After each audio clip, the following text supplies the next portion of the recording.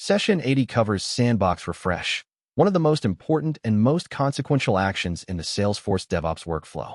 Understanding exactly what happens when you refresh, what you lose, and how to plan around the platform's refresh intervals is foundational knowledge for anyone working with multiple Salesforce environments. A sandbox refresh creates a new copy of your production org and overwrites the existing sandbox with it.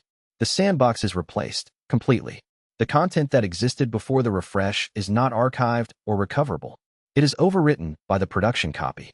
For metadata, the refresh pulls the current state of every custom object, field, Apex class, flow, process builder, profile, permission set, and every other piece of configuration in your production org at the time of the refresh.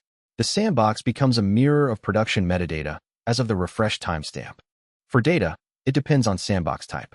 Developer sandboxes receive no data records, metadata only. Partial copy receives the records defined by your sandbox template, the objects and filter criteria you configured. Full copy receives all data records from production, which is why it takes up to 48 hours and requires matching production storage. What gets deleted? Any Apex code created or modified in the sandbox that has not been deployed to production or committed to source control. Custom objects or fields built directly in the sandbox setup UI without being tracked in version control. User accounts created specifically for sandbox testing. They are replaced by production users. Test data records created for QA purposes. And environment-specific configuration values that differ from production. The refresh intervals are Salesforce platform limits. They cannot be overridden. Developer and Developer Pro sandboxes can be refreshed once per day. Partial copy sandboxes can be refreshed once every 5 days.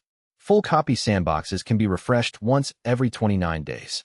The interval is counted from the completion of the last refresh, not from when you initiate a new one. For full copy sandboxes, the 29-day interval is a release planning constraint, not just a technical detail. If you refresh on June 1st, the next eligible refresh date is June 30th, regardless of whether you need a fresh environment on June 15th for performance testing. Full copy refresh dates must be planned at the start of each release cycle, not treated as on-demand. To preserve work before a refresh, the standard CLI command is sfproject retrieve start with the target org alias and the output directory where your source track code lives. This pulls the current state of all metadata from the sandbox, Apex classes, flows, objects, everything. Review what was retrieved and commit it to Git before initiating the refresh. The commit step is not optional.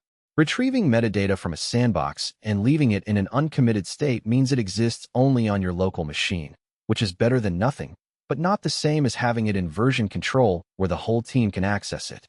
Review the retrieved files, write a commit message that describes what was in progress, and push to your remote before triggering the refresh. For test data, the recommended approach is a post-copy Apex class that runs automatically after the sandbox finishes refreshing. The class queries or creates the records your QA team needs, a representative set of accounts, contacts, products, and whatever other data drives your test scenarios.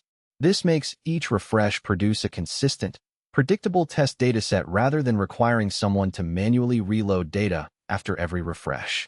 After every refresh, regardless of how well you prepared, check 3 things. First, named credentials. Do they still point to sandbox or test endpoints for external integrations, or did they revert to production values? Second, custom settings. Any setting that has a different value in the sandbox environment. Third, email deliverability. The default in a newly refreshed sandbox is system email only, which is what you want, but confirm it rather than assume it. To initiate a refresh and setup, go to Environments, then Sandboxes. Find the sandbox in the list and click Refresh. The refresh form lets you update the sandbox name if needed, change the sandbox type, specify or change the post-copy Apex class, and for partial copy, choose or update the sandbox template. Click Activate to confirm. The refresh form gives you an opportunity to change options from the original creation. You can switch from Developer to Developer Pro if storage has become a constraint. You can update the post-copy class if your seeding logic has changed. For partial copy, you can update the template to include new objects that have become relevant for testing. These updates take effect in the refreshed environment. Refresh duration varies significantly by type. Developer and Developer Pro refreshes typically complete within minutes to a few hours, depending on the platform queue. Partial copy refreshes take 1 to 4 hours depending on data volume defined in the template. Full copy refreshes can take 24 to 48 hours for large production orgs. Salesforce sends an email notification when the refresh completes. The sandbox is unavailable during the refresh. Users logged into the sandbox before the refresh starts will be logged out, and no one can access the environment until the refresh completes. Plan refresh timing to avoid active development windows. Overnight refreshes for partial copy. Weekend refreshes for full copy where possible. Sandbox clone is a different operation from sandbox refresh. Clone creates a new sandbox based on the current state of an existing sandbox rather than from production. If your QA sandbox is in a stable, known good state at Sprint 3 close, and you want to start Sprint 4 testing without disrupting ongoing Sprint 3 QA work, you clone the QA sandbox rather than refreshing it. The use case for clone. Anytime you want to branch the sandbox environment at a specific point without resetting to production. High-risk test cycles where you want a rollback option. Parallel testing streams that need to start from the same state. Training environments that should match a specific production release. The key operational difference between clone and refresh. Clone creates a new sandbox, which consumes one of your sandbox license allocations. Refresh updates an existing sandbox in place, not adding to your allocation count. If you are close to your sandbox allocation limit, be aware that cloning creates a new allocation while refreshing does not. 4-team refresh planning. Align full copy refresh dates with the start of each release cycle so the 29-day window covers the entire release timeline. 4 partial copy. Build the refresh into sprint planning. Refreshing at the start of each sprint gives QA a consistent baseline. For developer sandboxes, individual developers can refresh on demand given the daily limit, but should commit all work to source control before doing so. That covers sandbox refresh, what it does, what you lose, how to preserve your work, and how to plan refresh cycles as part of your broader release strategy. The full guide with CLI commands and refresh checklist is at realsyllabus.com/Salesforce.